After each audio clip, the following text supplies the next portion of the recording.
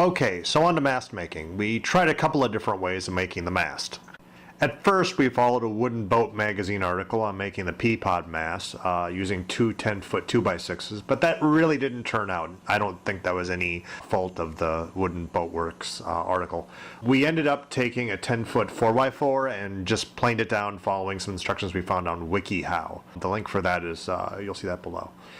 I forgot to say that even though there's a lot to hand planing and it's almost kind of therapeutic in a way, I really came to respect the power planer the more I did this. It definitely took away a lot of the grunt work and it made the individual cuts more precise.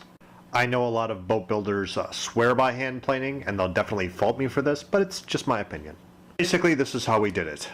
We scribed a circle the diameter of what the end mast was going to be on each face of the 4x4. Now there were multiple circles and they got a little bit smaller as the mast tapered towards the top. The circles were then subdivided into a center line and two cut-to lines. We planed each corner of the 4x4 until the cut-to lines on each side touched. This brought it from a 4-sided mast to an 8-sided mast. We then drew center points on the new faces and planed from these center points to the center points of the original 4 faces. This brought it from 8-sided mast to a 16-sided mast.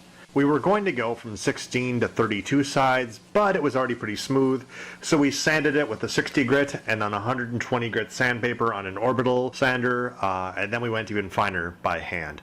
It took a lot of trial and error to get a good rig for mast building. I wanted something that held the mast firmly in place, but also allowed me to turn it when enough pressure was applied.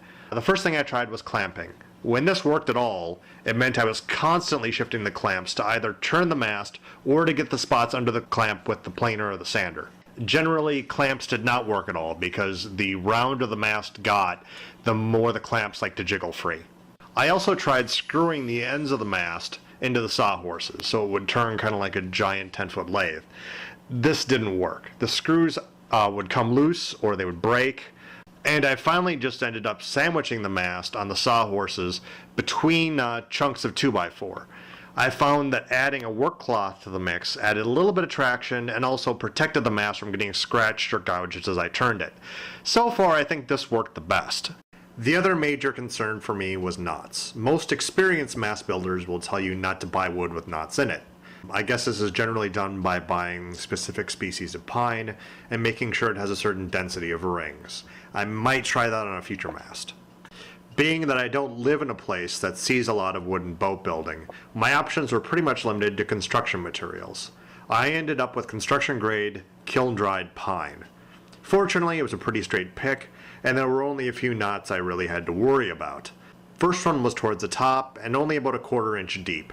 I let this one pop out as I was planing and just sanded right over it. The second one was a little bit deeper. It went about a 1/4 of the way through the mast. I reinforced this one with some epoxy and then threw some fiberglass over it.